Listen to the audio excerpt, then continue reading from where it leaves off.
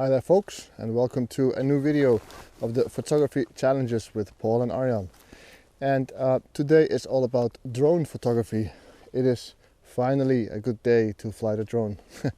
It has been so very grey and rainy and just miserable basically for the past 2 weeks. And today we finally have a day of some blue skies, some clouds in the sky, and it's not cold. It feels like it's probably around 10 degrees plus Celsius, which is really nice to be outside in, of course. And my initial plan was to go to a lake in Germany. I am in Germany right now, by the way, because everybody's going out today. You know, people are crowding outside because of the weather now, which makes total sense. I decided to hop over the border to Germany just because there's a little bit more space here. There's more forests and a little bit more room in between towns and everything. So the chance of running into big groups of people while filming and disturbing them and feeling uncomfortable myself is a bit smaller here. And I wanted to go to a lake which has a small island in it, not too far away from where I am now, but it was very crowded over there as well. So I decided to keep on driving. And now I am going to go in this forest here, and there should be not so much, not a lake, but some puddles here that could maybe make for an interesting subject for drone photography, looking down on these puddles, and maybe a nice panoramic view or a wide view of the forest with all the trees and things like that. So let's get walking and find a cool spot to take off.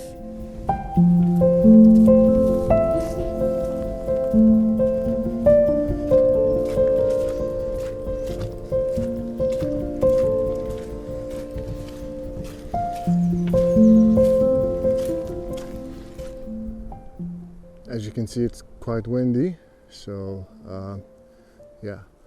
I don't think it's a problem. Nothing my drone can't handle. But yeah, obviously the wind is a big factor of having a successful flight or not. So let's see how it goes. This is a new spot for me. I've never flown my drone here or even visited at all. So as soon as we're up in the air, everything that you'll be seeing is going to be new for me as well. And right now I can hear a plane, so I'm just going to wait before I take off and have the plane clear the airspace. I'm allowed to fly here, but you always need to, take into account the rules of drone regulations. Basically, don't fly in restricted zones, things like that. So just gonna enjoy this view for a bit, and then in a few minutes I'll take off and explore this area. So right, let's unpack the drone. I'm flying with a DJI Mavic Air 2, which is about 2 years old now. So it's by far the latest and greatest. It has decent enough photo and video capabilities for me. So I'm not going to go into detail about what this drone can do. There's plenty of videos on this drone online on YouTube if you're interested in specs, but for me it really works. 4K video, raw photos, HDR mode, things like that. So it is perfect for me. So let's find a clear spot here for takeoff. This is not gonna work. I'll have to relocate to a more flat space. And as I'm saying this, I can see a deer run by in the distance. Cool, really nice. Yeah, I'll just make a makeshift takeoff and landing platform here. Putting this to the side. Check if my props are running free for takeoff. Yeah. This will work. Turn on the drone.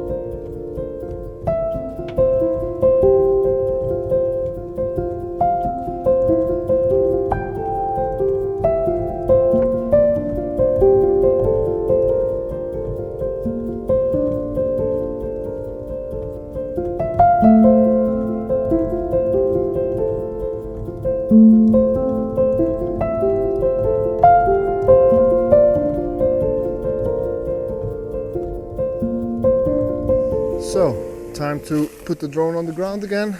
It is hovering above me right now. This was the first flight. Let's see if we can maybe later go to another spot and take some more photos, but get the drone on the ground first now. And touchdown. Perfect. Turning it off.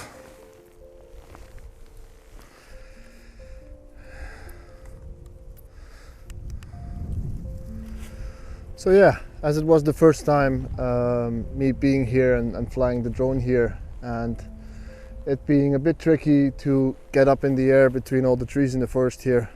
The first part of the flight was obviously a bit exploring. Like as soon as you're up there with the drone, you get a nice overview of the area and you start to see compositions or different kind of shots once you're up in the air, and it's kind of cool that you and I both together, you as a viewer and me as the pilot, have both discovered a new place to fly the drone. Yeah, I had no clue how this place looked from the sky or in general, and so my first photos here and experience here was through aerial shots right now, which is a cool thing. And I hope there's some decent shots from this flight. If that is the case, you have seen them by now, or I'll show them at a later point in this video. I think I'll go and walk a little bit deeper into the forest now, or go back to the car and try out a different spot to have another flight. I have 3 batteries with the drone, so that gives me roughly about, on paper at least, 1.5 hours of flight time, but let's say 1 hour and 15 minutes, 1 hour maybe, which is pretty good. You know, you can do 3 flights, and if you don't have to battle hard winds and don't fly your drone all the way out there range wise, you can hang around on one spot and yeah, have some fun taking photos and videos, just what I've done right now. And let's continue. Let's go on to our next spot and take off again. Such a beautiful day. The sun is out. You know, as much as I am a winter person and love the Arctic climate and all that, here at home, whenever the sun is out, I do enjoy it, and it makes for a much more pleasant experience, I guess. It's maybe not always optimal for photography because the light can be harsh, but yeah, it feels good when the sun is out. The hiking is a bit easier that way, and the days are starting to get a little bit longer now, here at least already, only by just a little bit, but yeah, it is feeling really, really good. So let's keep on walking.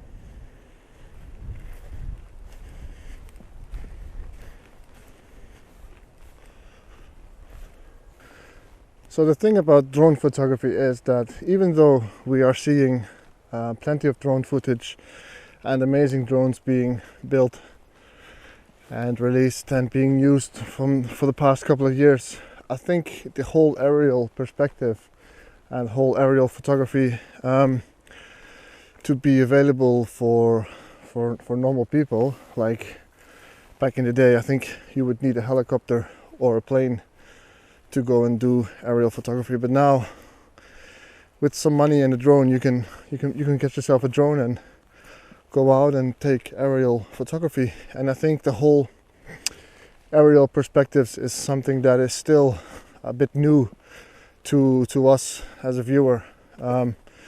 It just shows you places in such a different way with the perspectives, and from up high, the whole sky and weather and all the elements become a completely different thing up there. And as a photographer these days, especially, you know, I travel a lot to Iceland, Norway, the Faroe Islands, all that. Those countries are very, very, very much almost made for drone photography and things like that. You know, that's why if you go on YouTube and you type in drone Iceland or drone Norway, you get loads and loads of really good videos. And photography. But I think even though if you're not in one of those epic places, drone photography or videography for that matter are still going to be special, because as I just said, the whole aerial perspective is still relatively new for us people, and I'm a big fan of that and I hope you are too. Anyways, I'm walking in the forest now, gone a little bit off the beaten path into this open area, and there's some marsh fields here. It's like almost like a swamp.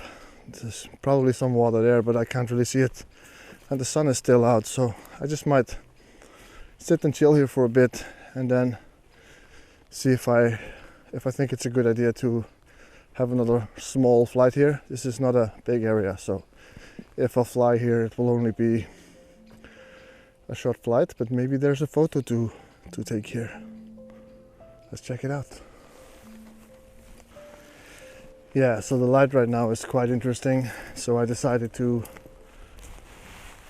have another flight here. So let's go ahead and unpack again. Also, the beauty of drone photography is that if that's the only thing you're doing, like I am today, you don't need a big backpack. You can put away your drone in a shoulder bag like this and you're good to go. I changed the battery on my drone after the previous flight. There's like 30 or 40% left on my other battery, but in order to be safe I always take off with a fresh battery on a new flight. That's just a thing I do.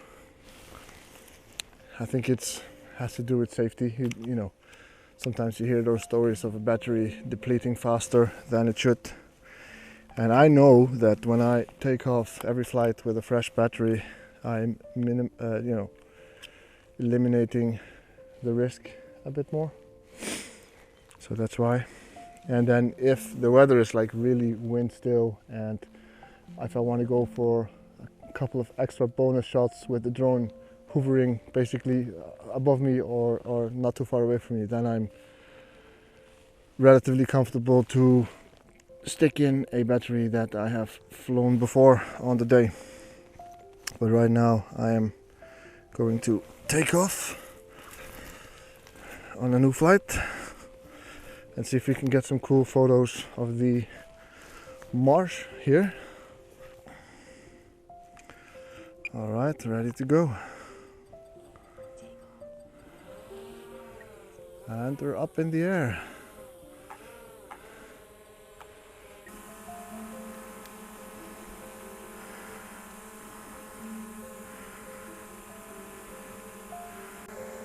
There she is, hovering, waiting to take to the skies. So let's not keep her waiting and send her off, shall we?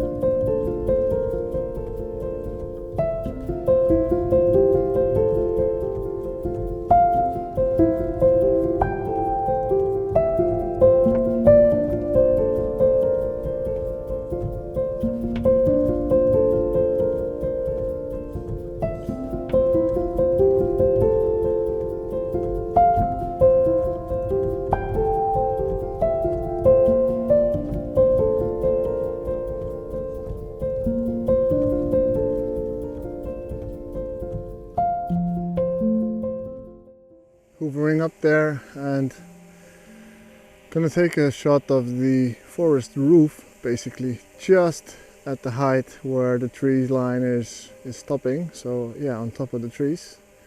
Let's see what kind of photo that gives us.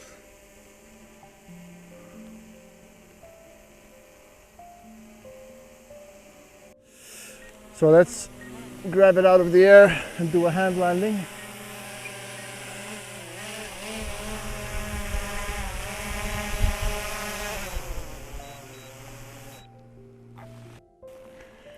And I think with that, that's it for me for this video. I am going to enjoy this weather for the rest of the afternoon.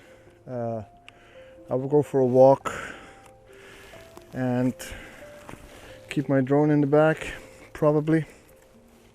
If I find something very interesting, I of course will take it out again and shoot some photos and videos, but I also very much needed the time outside today.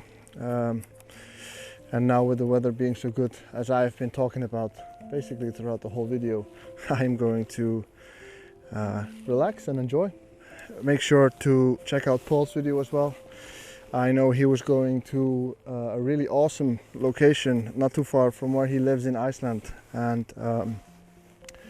yeah, he showed me a screenshot basically of his flight or flights. He's been out yesterday or the day before, can't really remember.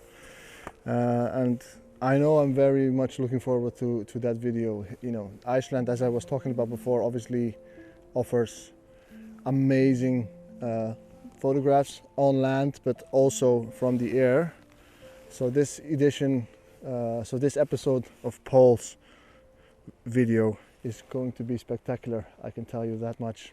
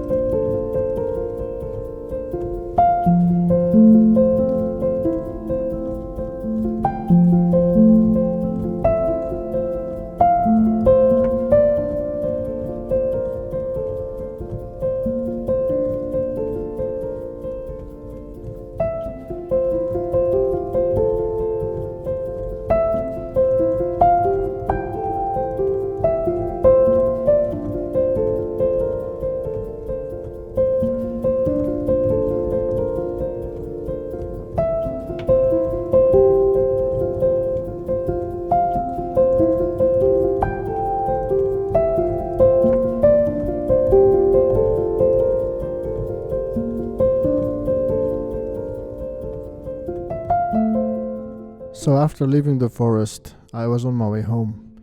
And on my way home, I was passing my birthplace, the town I was born in, and the light was pretty amazing. So obviously I had a little stop over there and had another flight. There's just something about my hometown that I, will forever love. As you can see from this footage, it's only a small town located right by the river. In some other videos you have seen me talk about this place, and this is the actual town itself. It's just a home to me, and a place I will forever keep coming back to, because there's family, of course, but also for its beauty. And the river is kind of the beating heart of the community. Thank you for watching this video. I hope you enjoy this series. Be sure to check out Paul's video, and I'll see you in the next one. Thank you. Bye bye.